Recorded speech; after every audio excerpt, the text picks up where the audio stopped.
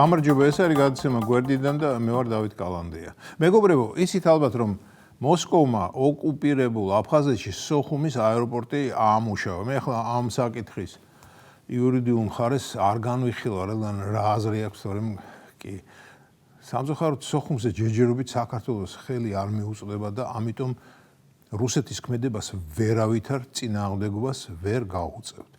ჯერჯერობით რასაკვირველია, მაგრამ მოადრო და რუსეთი დაიშლება, დასუსტდება, დაჩაჩანაკდება, ეკონომიკურად ბოლომდე გამოიფიტება და მერე ჩვენ მას მოვთხოვთ პასუხს საერთაშორისო კანონის მთელი სიმკაცრით. მაგრამ ეს მომავალში იქნება. ჯერ კი მოგვიწევს ცივი გონებითა და ცხელი გულით მივიღოთ ის გარემოება, რაც არის. მაგრამ თურმე ყველა ასე არ ფიქრობს. მაგალითად, ჩვენი ერთდროს პრემიერ-მინისტრი გიორგი გახარია. გახარია ახლა ხელმძღვანელობს პარტიას წინ გახარიასკენ თუ გახარია წინისკენ რაღაც ამდაგვარს არ მახსოვს ზუსტად. ამას წინათ გამოვიდა ინდაური დაუარა კინდაური მინდოდა მეთქვა, მაგრამ ეს სხვა ოპერიდანაა. ინდაურის ნაცვლად გამოვიდა გახარია და კინდაური არა, მაგრამ მოკინდაურო ილეთი კი გააკეთა. თქვა რომ ივანიშვილის რეჟიმის მხრიდან რუსეთისთვის სოხუმის აეროპორტის უკანონო გადაცემას და ექსპლუატაციაში შეყვანას არავითარი რეაგირება არ მოჰყოლია. მიუმართავთ დასავლელ პარტნიორებს, სათანადო შეფასება მისცენ კრემლის ნაბიჯს. ანუ გახარიას აზრით სოხუმის აეროპორტი ივანიშვილის მთავრობამ გადასცა რუსეთს, თანაც უკანონოდ, გინდ კანონიერად ყოფილიყო. მაინც რა კავშირი აქვს ივანიშვილს დღეს სოხუმის აეროპორტის რუსეთისადმი გადაცემა არ გადაცემასთან. ჩვენ რა აფხაზეთი დე-ფაქტო უკვე დავიბრუნეთ? იქნებ გახარიამ ჩვენზე მეტი იცის რომ აფხაზეთი დე-ფაქტო უკვე ჩვენია, მაგრამ ივანიშვილის რეჟიმი ამას არ გვიმხელს, რათა ყველა გემრიელი ადგილი თვითონ დაისაკუთროს და სანამ ჩვენ გვძინავს იქ კარფურები ააშენოს.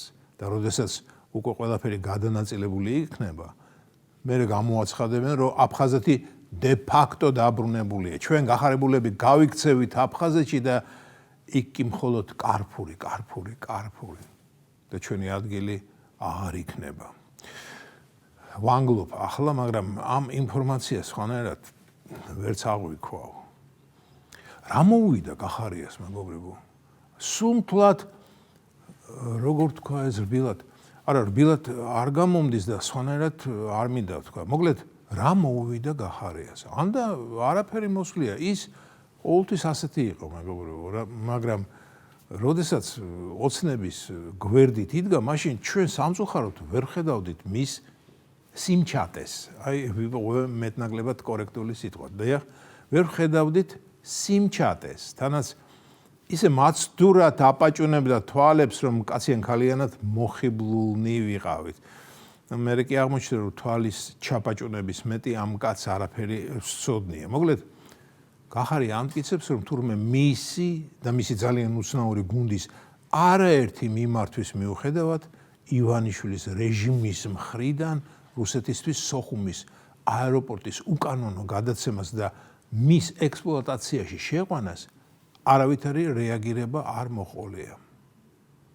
არა, მეგობრებო, ეს არაა სერიოზული საქმე. ეს პოლიტიკოსობა არ არის.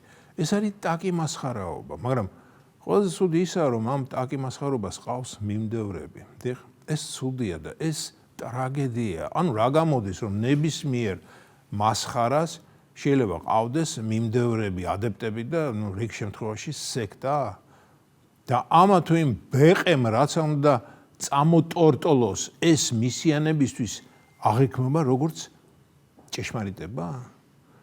გახარიას ირგვლივ მყოფ რამდენიმე ადამიანს ვიცნობ და ისინი ადრე აზრიან ადამიანებად მიმაჩნდა. საინტერესოა, მათ რომ ვკითხო, სოხუმის აეროპორტი ვინ გადასცა მოსკოვს? მიპასუხებენ ივანიშვილის რეჟიმმა? არ ვიცი, შეიძლება მიპასუხონ კიდეც ასე ჯერჯერობით არ მიკითხავს და მართალი გითხრათ, მეშინია ვკითხო, რადგან ბოლო ხიბლი რომ არ დამეკარგოს. ჯერდი ამხელა კაცი დღევანდელ ხელისუფლებას, როდესაც რეჟიმს უწოდებ, თანაც თავის დროზე იმ ეგრეთ წოდებული რეჟიმის პირველი ნომერი იყავი, არ გესირცხველება. ცოტა სხვა სიტყვები მოიფიქრე, შემართლა გახარიაო. ბოლომდე ნუ ემსგავსები იმ ფსკერ ნაცებს, ვის დასრულებასაც გვპირდებოდი, ვერ დაასრულე, იმიტომ რომ დასრულების მუხლი არ ქონდა და შენ თვითონ აირჩიე განათება.